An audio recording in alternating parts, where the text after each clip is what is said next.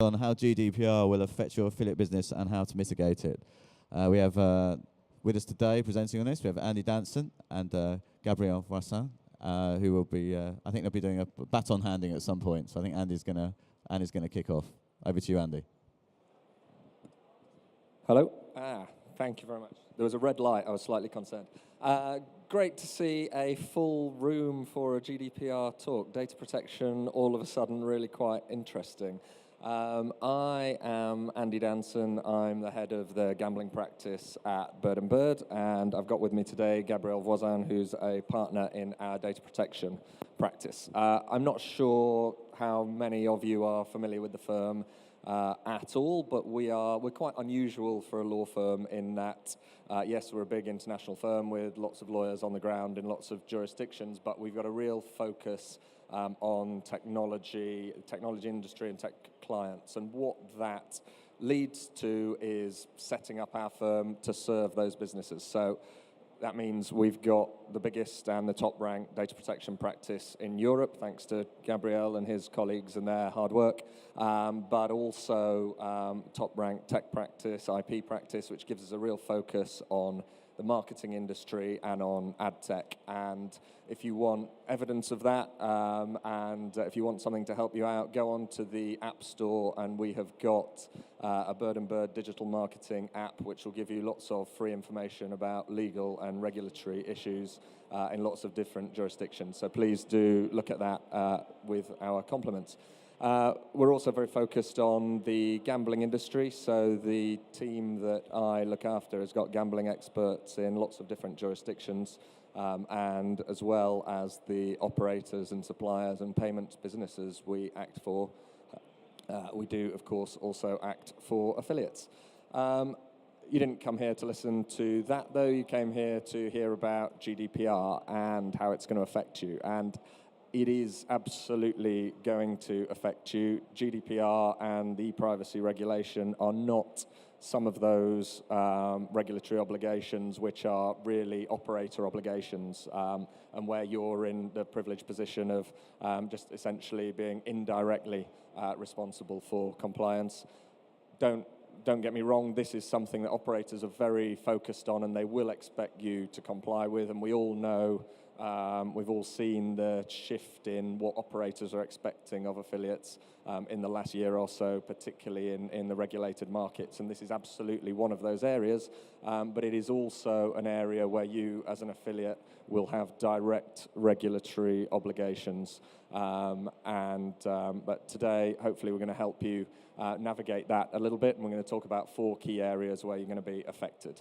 The first is your privacy and consent wording and notices. I would encourage you to look at that as an opportunity to enhance the value of your database, because if you want your customer database to be maximum value so that you can use it as widely as possible in a lawful way, and whether that is when you're looking potentially to sell your business, but also in terms of the day-to-day operation of it, it is crucial that you get your your privacy notices and your consent wording correct, because that will allow you to do much more with your database in a lawful way than if you don't get it right. We'll also talk about the impact that it'll have on the affiliate-operator relationship and where the different responsibilities lie. We'll talk about data breach notification. Now, the human instinct, if you've had a data breach and you've got an issue, is not necessarily to go cap in hand and tell the regulator about it or tell your customers about it. But that is what the law is about to ask you to do.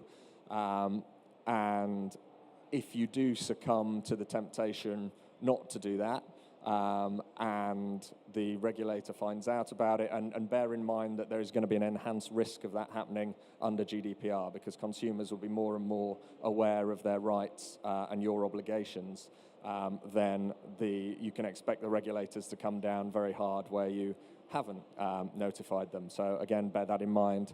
The fourth thing that we're going to talk about is international data transfers, and hopefully we'll have some time at the end to take questions.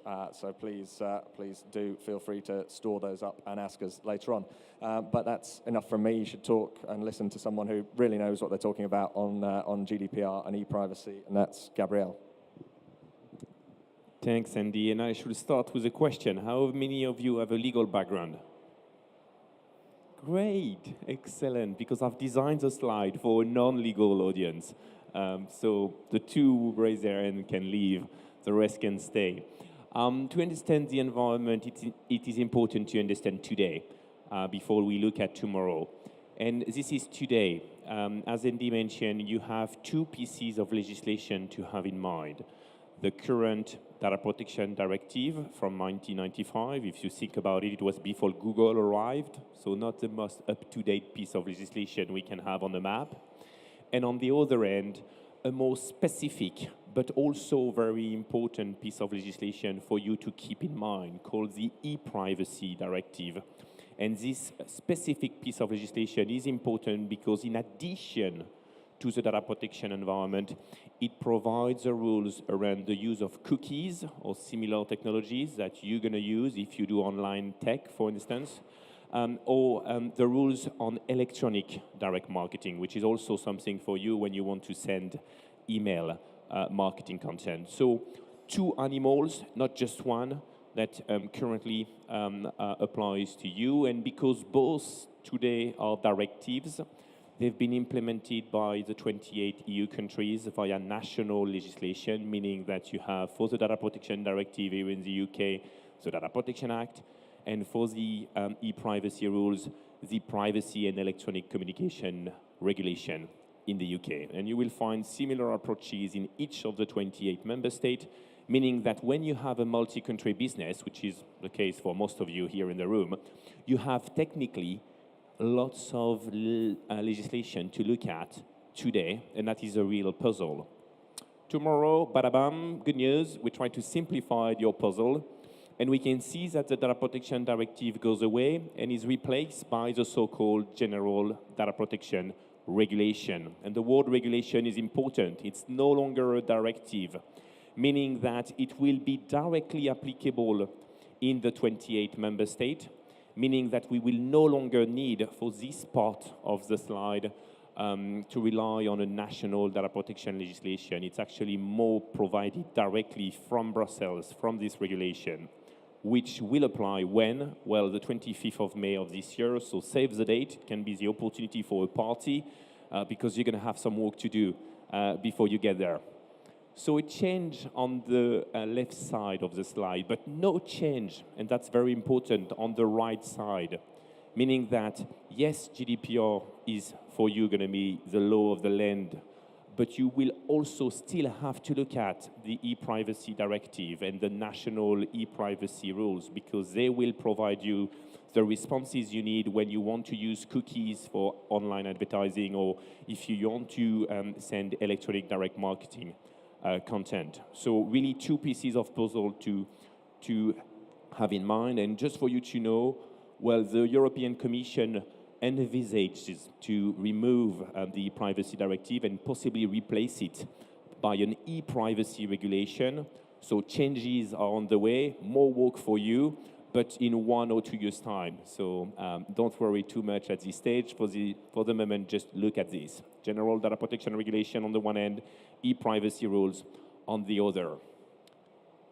Having said that, and to focus on certain elements of the 300 pages of the GDPR, and to give you some key points, we thought it would be good to spend a bit of time with you today on the first notice and consent implication for you. I want to flag, because we are lawyers, that the key point we have for you today are just key points. Don't go away thinking that, I've summarized in 20 minutes the 300 pages. They are just focus, they are just highlights. There are unfortunately more for you to think of, but those are the most important elements. So first, as mentioned by Andy, there will be an obligation for you to upgrade, to refresh your privacy notice, also known sometimes as a privacy policy. This thing at the bottom of the web page, no one reads. and which is supposed to explain what we do with your data, because one of the obligations you all have is around transparency, explaining to people what you do with the information. Today, under current law, if you want to have a valid notice, you just need the portion of the text in black. So you can see, yes, there are a few things, but it's okay, it's not a lot. Tomorrow, under the GDPR, to have a valid privacy notice, you'll need the thing in black, but also all the things in blue. So you're making faces, because yes, it means a lot more. And you're right, this is exactly that. A lot more will have to be said. So your privacy notices are going to be longer. And especially if you think about a mobile phone environment where the screen is tiny, you're going to have to prepare as a developers for more room to cover all the things you are required to say tomorrow comes May when it comes to explaining to people what is done with their data. So that's a big first change for you. The second one is around consent, which you're going to need in certain situations. I want to stress the word certain situation, because sometimes you think you need consent for everything, and that is not the case. It's only in certain situations that consent is required, and a perfect example is when you want to place cookies on someone's machine for online advertising, you need consent for that. Or if you want to send marketing via email, again, you will need consent for that. So those are the two obvious examples I've got in mind here when it comes to consent. And as you can see on the slide, it's going to be a tougher environment for you tomorrow, because we have, under the GDPR, added requirements to obtain what we want to be a valid consent, a real expression from the individuals that, yes, they want something from you. You can see 6 requirements on this slide. You may have just 5 to think of, because if you don't do activities targeted at children, you can skip the parental consent requirement at the bottom. So maybe just 5, depending on what you're looking at. But they are all cumulative. It's not just one and you're good to go. It's the 5 or nothing. So to put them in context, this is an example. This is a list of examples telling you what will no longer be okay under the GDPR via the no column, and what will be okay tomorrow if you want to be GDPR compliant. So there are quite a few. I'm just going to pick 2 to give you an example. Number 2 on this table, the consent will have to be active. So active means the user does something. You can no longer pre-tick boxes. And I know you like that. I know this is one of the marketing favorites. So forget about this one. This one is over. Say goodbye to this one. It is no longer be a valid practice. So stop pre-ticking boxes, because you are going to be in a problematic situation very soon. So that's one. Another one, which I think is going to make you scream, is this need to name the organization, plural, for which you want to obtain the consent on behalf of your organization. So what I mean by that is that no longer okay to say, oh, well, we're going to use your information so that we can send you direct marketing, us, organization behind the collection, but also our trusted partners, or best friends. And you never really know who are those trusted partners or those best friends. You know, you let them guess. Well, tomorrow, that's not going to work. You're going to have to provide a list of who are those trusted partners, those best friends you want to share data with. And that's why you can see in the yes column a need for you to have a list. And this word should be clickable, so that if someone wants to see who you have in mind when you refer to them as trusted partners, they can have a sense of who are those likely operators you're going to share data with. So a change in the practice here. It's no longer okay to be generic, to be vague. You have to be specific. There are others you can read on the slide, but I'm conscious of time, so I'm going to move on.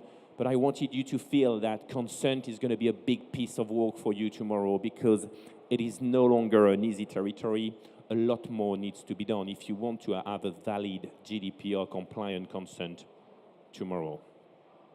Another one we wanted to cover with you today is the relationship between you and the operators, because you are not necessarily equal depending on what you do with them or for them. And to explain what I mean by that, you need to have two very key terms in mind. The first one is called the data controller. The second one is called the data processor. The data controller is really the boss of the relationship. He's the decision maker. He's the one who's going to say what can and cannot be done with the data collected. So as a result of that, he's really the captain of the football team. He sets the strategy, he sets the do's and don'ts, and as a result, he has full responsibility over data protection compliance matters. By contrast, a processor is just an agent. It's just someone executing the orders given by the controller. So he has a much more passive role. He's just doing what he's been asked to do by the controller. And as a result, he's less exposed, he's less responsible. So to give you an example, if you are asked by an operator to send emails on their behalf, well, in this situation, they are the captain. You know, they give you a distribution list. They say, those are my people. I want you to send them email. You do that, and I'll pay you for that. So in this situation, you have no room for maneuver. You're just doing what you've been asked to do. You will be, in this situation, a processor. The operator will be a controller. But by contrast, for other services you may provide, like, oh, well, we have our own data set, and we're going to license this data set so that the operators can promote their activities. The fact that you have acquired by yourself this information and you want to sell it to the operators make you, for this second type activity, a controller together with the operators. So you can see that depending on what you do, you can have different roles. And it's fine. You can be a controller and a processor, as long as then you clear about your obligations. And you can see that depending on who you are for the portion of the service you are providing, different consequences apply. If you are a controller, red everywhere, meaning that the full GDPR and e-privacy obligation are for you. You have the full package. By contrast, if we are a processor, we can see that we have less things to do. You'll still have things to do, don't get me wrong. But we see more green on this portion of on the slide. So different consequences for you. And that's why it's very crucial, very important that you always ask yourself, well, for this portion of the service I'm looking at, am I a controller or am I a processor? And does the other side, i.e. the operator, see me that way? Are we aligned? Because if there is a gap, then you need to have a chat. Now, it is very clear for me that most of your activities are the one of a controller. So save this example I shared with you where you can, for instance, send email on behalf of an operator, and those emails are sent to people you've been given to by the operator. I think most of the other scenarios, most of the other services are going to be for you carried out in your controller capacity, meaning that you'll have all the red to think of. And if you are not sure, well, be aware that that is certainly how the ICO, the UK Data Protection Authority, perceive most of your activities following a recent series of investigation in your sector back in 2016. So one of the consequences of you being a controller, and that's just one example, is if someone is part of your data set, so you collected, let's say, my email address, my name. If this someone knocks on your door and say, hey, I'm Gabriel, I don't want to be anymore in your list. Remove me from this list. Under the GDPR and already under current law, you have to remove me from this list.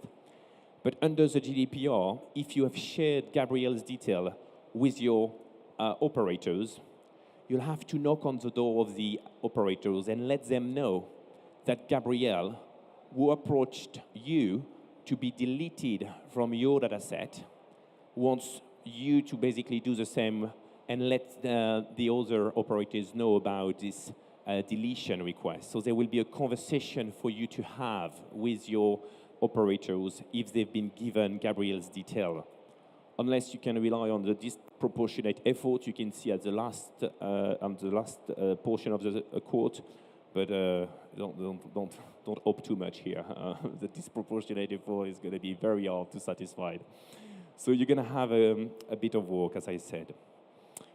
Andy also mentioned another big change for you in relation to breach notification obligation. So what I mean by that is when something goes wrong with the data you are responsible for, whether it's because your system has been compromised or because one of your employees went back home with a flash drive containing a copy of the database, and unfortunately he lost this flash drive in a bus on the way home. I mean, this is also a form of breach. It's not just the hacker scenario, it's also this kind of unfortunate loss of the information via the flash drive abandoned in a bus. So very broad concept, meaning that when you're no longer in control of an information you were supposed to look after, you're going to have things to do. And here again, we need to think about who you are for the portion of the data affected. If for the portion of the data you lost, you were the processor, then the only thing you have to do in such a case is to let the controller know about the incident. You have just that to do, and this is something you have to do immediately, so very reactive obligation. If you are, by contrast, a controller for the information you lost, then there will be two things for you to think of. Number one, do you have to inform the competent data protection authority, so for us here in the UK, ICO? And number two, do you have to inform the affected individuals, so the one who suffered from the loss of your information? So on the first part of the test, you can see a threshold which is different than the one for affected individuals. And you can see different timing obligation. They're quite short when you think about it. For the first one, this need to inform the data protection authority to be done without undue delay and where feasible no later than 72 hours. So take a phone call on a Friday afternoon from IT saying, oh, something went wrong with the data we were looking after. I think you can say goodbye to the weekend because there will be some sort of action for you on Monday. If you apply this 72 hours period, it makes no difference between weekdays and weekend. So certainly procedures, policies, training ideally will have to be considered to make sure that you are in a position to act quickly. The last topic before we take possible question from the audience is around data transfer restrictions, which should not be new to you because they are already low under current law. But we wanted just to relay the message again because we know we often have questions from operators and affiliates on this topic. So technically for EU-originated data, there are things you can and cannot do. If you want to exchange data within the EEA, so let's say you want to move data from the UK to Germany, or from Germany to Norway, that is okay. We are within the EEA. We're part of the same family. We are all sharing the same privacy rules, so no data transfer restrictions apply, and that's the left side of my slide. By contrast, if you want to send EU data to a country outside of this EEA environment, the first thing we will ask you is whether this country is regarded as providing an adequate level of data protection. And this is a very defined and exclusive list of VIP countries which have been given a blanc-seing, which have been given the mark of confidence we want them to have to be, again, permitted to receive without any restriction EU personal data. This list contains countries like Israel, Switzerland, Canada, But if you ask me, what about Russia? What about China? What about the rest of the world? They're not on it. It's a very, as I said, exclusive list. You only have 10 plus countries. The biggies are not in this list. Meaning that you have, as a result of that, then to look at the last part of the slide, the right part, when you send data outside of the EEA to a country which is not regarded as providing an adequate level of protection, you're going to need an instrument to make this transfer okay. So take your emailing provider or take your cloud provider. Let's say you send everything to Amazon in Ireland. That's fine. Ireland is EEA, so we don't have to worry about that. But it's actually not the Irish cloud you bought. It's a global cloud, the one which can be everywhere. Let's say, therefore, it's in Amazon Australia that your data is sent to. As a result, you look at the last part of my slide. As a result, you're going to have a transfer, and you're going to need an instrument which can be model contract clauses, which can be consent, which can be BCR, and others. So just to flag that here there will be a bit of compliance work to do to make sure that this consent is okay. I appreciate that it is a big download for you. You may have questions, and if that is the case, this is your chance to have free time with lawyers. And you are the master of ceremony for questions, so I should hand over for you. Thanks, Gabriel. Right, do we have any questions from the audience? There we go, we have one. I'll just over there on the right. Hi.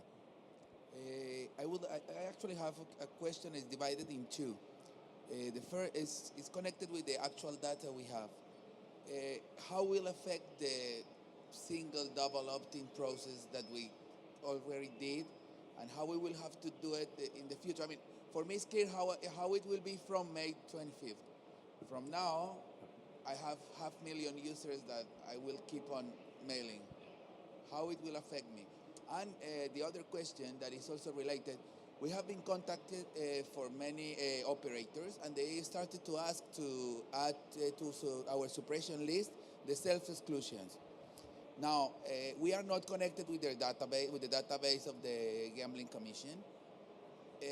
How does it work? I mean, if a user actually is self-excluded today, I take it out from my list, but tomorrow he may come back. How I'm supposed to handle it, and what are my obligations with those type of users?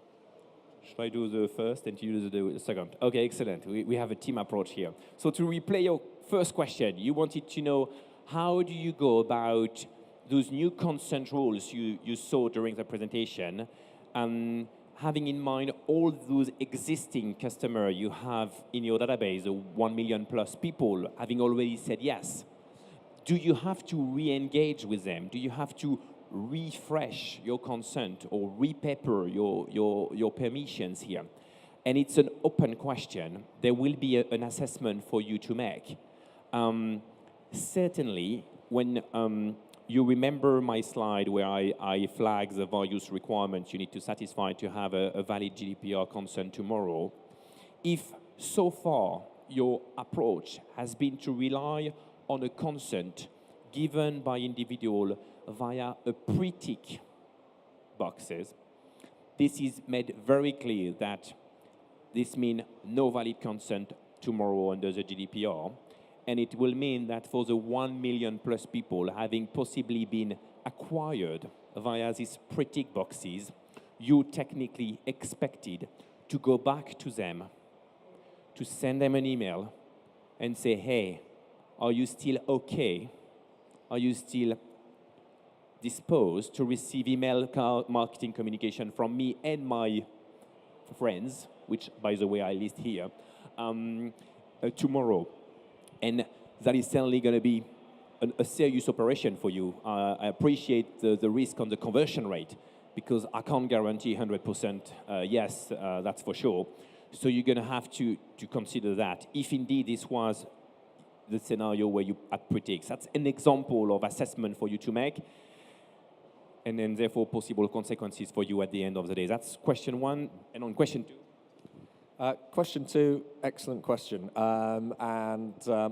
I'm more thinking this through from a just point of principles and logic rather than having a definitive answer for you. So the obligation not to market to self-excluded individuals is an operator obligation rather than an affiliate obligation. So where you are acting as a data processor on behalf of a controller, and if they are basically asking you to send marketing to a database, then they need to be very aware of their responsibilities because you could be putting them in breach. In terms of the question of when people come back, if they are coming back directly to you, then not being an operator, you don't have that direct obligation, and being a data controller in your own right, because it's your database, then you shouldn't be putting your operators directly in breach necessarily. Whether the regulator, that's a data protection way of approaching it. Whether the Gambling Commission and other gambling regulators will think the same way, I think is a really interesting question, because I'm not necessarily sure that they will. Other points around the self-exclusion database and GamStop. Obviously, GamStop is currently just becoming available for integration by the operators. I don't actually know off the top of my head whether affiliates are able to integrate into the GamStop database, and you may know the answer to that better than me. If you are able to, then it seems to me the sensible and the right thing to do, and what operators will expect you to do. We also, on self-exclusion, often get the question about GDPR and the right to be forgotten. And what if somebody is on the self-exclusion database or on your excluded list, and then comes back and says, no, you must delete me from that list, I have a right to be forgotten? Well, the answer to that is that the right to be forgotten will not, certainly in those jurisdictions like the UK, where there is a regulatory obligation to keep that list, the right to be forgotten will not trump the regulatory obligation to have them on that self-exclusion list. So you can keep them on the self-exclusion list. It's a grayer area for those obligations, for those jurisdictions where there isn't a definitive regulatory obligation to have a self-exclusion list. Right, thanks, Andy. I have one more at the front down here, Justina. Thank you. Can you just wait for the microphone? Sorry. Thank you. Can you send EU information to the USA? So your question is, can you send EU-originated information to the US? And so you are looking at, you can say it, the right end of the last slide. Answer is yes, of course, if you have a legal instrument in place. And the legal instrument can be model contract clauses. If the American organization is Privacy Shield compliant, that is another legal instrument you can rely on. And there are others on the slide as well. So if, yes. We have two more, and then we'll have to draw. Actually, we've got three. I don't know who was first, really. Who's quickest on the draw? Let's do this gentleman here, and there's one there, and then we'll have to call it a day after that, I'm afraid. But anyway, got time for three. Go on, Hi, quick one. thank you very much. Very informative presentation. I have a question in terms of mobile apps, and you want to target them through push notification. Would GDPR have an effect on that too? What do you think is the answer? Yes. Yes, well, yes is correct. So the question was push notification, mobile app, GDPR on the way. What does this mean for us? Well, it means you have things to do. Now, it's a funny conversation, push notification, because it's very, very controlled by the mobile manufacturers. So you cannot push notification, you cannot do push notification without first complying with the app developer terms you are subject to via Android and iOS. So at the moment, putting aside GDPR for a minute, just looking at those app developer terms, by contractual obligation, they expect you already to seek consent from the individuals before you can send push. And that's why you may have noticed when you launch the app for the first time, you have always this, oh, do you allow or don't allow push notification? So that is done because they wanted to preclude the GDPR sort of a drama. And so that explains why you have to seek consent, not just for GDPR reason, but also because via those developer terms, you are contractually obligated. So the consequences will be, well, yes, you need to obtain the consent, but this is already something you force by the app developer terms to do, because otherwise they don't publish your mobile app on the App Store. So that's very enforced. Thanks, Gabriel. Can we meet that gentleman just at the back there? Thank you for your presentation. I just want to understand if there's any distinction between a commercial contact, so a name of somebody that with a company email address, versus a personal contact. What do you think is the answer? I'm not sure. Okay, yes, I think, but... I'm trying to make sure you all leave the room with a degree of privacy law. Answer is there is, but it's a fine line. So personal data is defined as any information linked to a living individual. So living individual, it's you and me in the room. If you have an email address, you have obtained in a business context, in a business conversation. So let's say you have Gabriel's corporate email address, so my address at birdandbird.com. Yes, it's something you have obtained in a business context, but it's still information linked to a living individual, Gabriel, as a human being. So this information, despite the business context, is still personal data, and is therefore, despite the corporate envelope, still something subject to our current and tomorrow's privacy law. Now, there is sometimes an implication on that when you want to use this corporate email address and send direct marketing via email.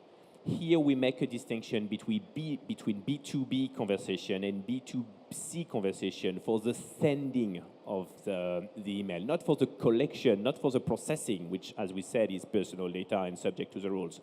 But when it comes to the sending of email to, in the context of a B2B conversation, here in the UK, for instance, you don't need consent. It's free world.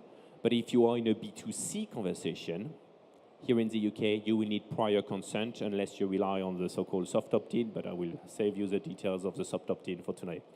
Thank you very much. Thanks, Gabriel. I think we had time for a very quick one there, that gentleman with the hat on there, very quickly. Because we're just coming to networking break. Okay, thank you. Can we avoid all of this by not collecting information which can identify individual? Sorry, can you repeat the question, please? Can we avoid all of this GDPR stuff by not collecting information which can identify individuals? So there will be a form of technology to make the information anonymous. Yeah, let's say that we don't collect email address, we don't collect last three numbers of IP address. We have a website which provides information but doesn't collect information about visitors, which would allow us to identify them. If you are able to build such a magic platform, yes. But I think you will be a magician because, as far as I'm aware, all platforms, all websites on Earth at the moment collect some sort of a personal data. And to give you a very concrete example, analytics. Yes, you may not know who visits the website in terms of you don't know Gabriel's identity, but you know the machine is using because you've tagged the machine via cookies or a PIX tag or a similar tracking technology. This very limited form of processing of information is already processing of personal data. So you will have to remove the analytic element of your website. You'll have to really make this 1.0 and go back to the really old age. So I think it will be difficult. But technically, yes. Otherwise, if you can satisfy that, you're good to go. No personal data information, therefore no GDPR, no e-privacy. You don't need to talk to me. Okay, so how should I ask for content for the cookies? Yes. Okay, so if I do this, it's okay, yeah? That's the only thing I need to do. Okay, thank you. Thank you. We're going to have to draw the proceedings to a close because we're into networking break now. But I'm sure that Andy and Gabriel are field a few questions afterwards. Okay, thank you.